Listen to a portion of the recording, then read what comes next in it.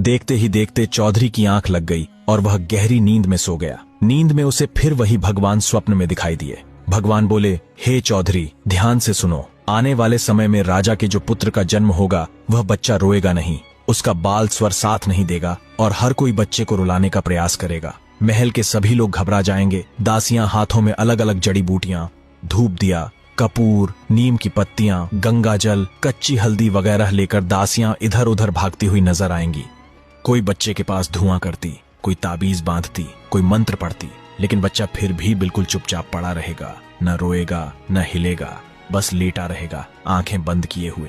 कोई भी बच्चे को रुलाने में सफल नहीं होगा। भगवान ने आगे कहा, तभी तुम राजा के महल में जाना और राजा से कहना, राजा जी, ये कैसी अफरा तफरी है, दासियां इधर उधर क्यों भाग रही हैं? तब राजा कहेगा, चौधरी, रानी ने पुत्र को जन्म दिया है पर बच्चा रो नहीं रहा।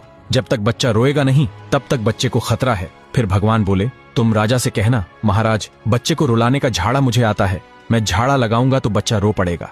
तब राजा तुमको कहेगा, जरूर, क्यों नहीं, ये काम तो तुम पहले करो। तब तुम राजा से कहना कि जब तुम उस बच्चे के पास जाओ तो कमरे में कोई भी मौजूद नहीं होना चाहिए, न कोई दासी, न कोई पहरेदार और न ही आप और रानी, कोई तुम्हें देखे भी नहीं। और अकेले कमरे में जाकर उस बालक से वही ब्राह्मण वाला सवाल पूछना, वही 2 रोटी का आटे वाला प्रश्न। वह बालक तुम्हारे सवाल का जवाब दे देगा। चौधरी इतनी गहरी नींद में था कि उसे पता ही नहीं चला कब रात बीत गई और कब सुबह हो गई। जैसे ही उसकी आंख खुली उसने देखा कि चारों ओर उजाला फैल चुका है और सूरज निकल आया है। तभी वह घोड़ी से बोला, सुनो, अब मैं घर की ओर रवाना हो रहा हूँ, मुझे देर हो रही है और मुझे राजा के सवाल का जवाब भी देना है। यह सुनते ही घोड़ी बोली, तो आओ, मेरी पीठ पर बैठ जाओ, मैं तुम्हें तुम्हारे घर तक छोड़ देती हूँ। चौधरी ने कहा, हाँ, क्यों नहीं।